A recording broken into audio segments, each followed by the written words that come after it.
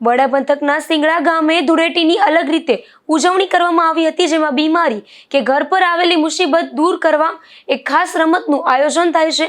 આ રમતને હેલિક બાવા તરીકે ઓળખવામાં આવે છે. પોરબંદર તાલુકાના સિંગડા એટલે કે વિશ્રામ દ્વારકા ગામે ઘણા વર્ષોથી એક રમતની પરંપરા ચાલી આવી છે, જેમાં ધૂળેટીના દિવસે રા નામની રમત રમવામાં આવે છે, જેને ત્યાંની ભાષામાં હેલિક બાવા તરીકે ઓળખવામાં આવે છે.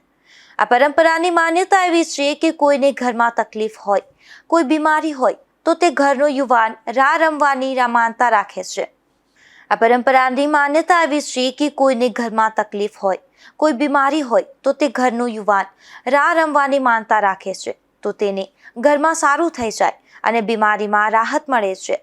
બાદમાં યુવાન 1 વર્ષ, 2 વર્ષ કે 5 થી 10 વર્ષ રા રમવાની માનતા રાખે છે, જેમાં ધૂળેટીના દિવસે 8 થી 10 યુવાનો રાની વેશભૂષા એટલે કે ત્યાગી સાધુનો પહેરવેશ ધારણ કરે છે અને સૌપ્રથમ વેશભૂષા પહેરી સિંગડા ગામે આવેલ ગોપાલજીના એટલે કે દ્વારકાધીશના મંદિરમાં રમે છે અને ત્યાંથી દ્વારકાધીશના આશીર્વાદ લઈ સમગ્ર ગામમાં ઘરે ઘરે અહાલેખ જગાવે છે, જેને હેલિક તરીકે પણ ઓળખાય છે. અને આ એક સેવાનું કાર્ય પણ છે, કારણ કે દરેક ઘરે 25 થી 30 સેકન્ડ રમે છે અને ત્યાં નાના બાળક હોય તો તેને પણ તેડીને રમાડે છે. અને આ સાથે 3 થી 4 યુવાનો દરેક ઘરેથી પક્ષીઓ માટે ચણ ઉઘરાવે છે. જય શ્રી કૃષ્ણ. આજે સિંગડા ગામની અંદર ધૂળેટીનો પર્વ ઉજવાયેલો છે.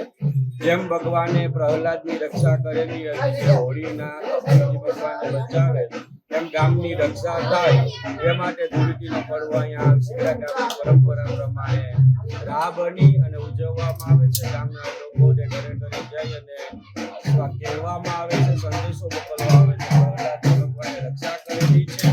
જે રીતે ભગવાને પ્રહલાદની રક્ષા કરેલી છે એ રીતે ગામની રક્ષા કરે એવા સંદેશા સાથે અને સેવાકીય પ્રવૃત્તિ કરવામાં આવે છે. ગામની અંદર પક્ષીની ચણ ઉડાવી અને વર્ષ દિવસની પક્ષીઓ માટે ચણ પણ કરવામાં આવે છે. આ રીતે ભક્તિ અને સેવાની કાર્યો સાથે ધૂળેટીનો પર્વ મનાવવામાં આવે છે. બરડા પંથકના સિંગડા ગામે વર્ષો જૂની પરંપરા આજે પણ યુવાનો દ્વારા જીવંત રાખવામાં આવી છે. ધીરુભાઈ માવત, ગુજરાત ન્યૂઝ, બગવદર.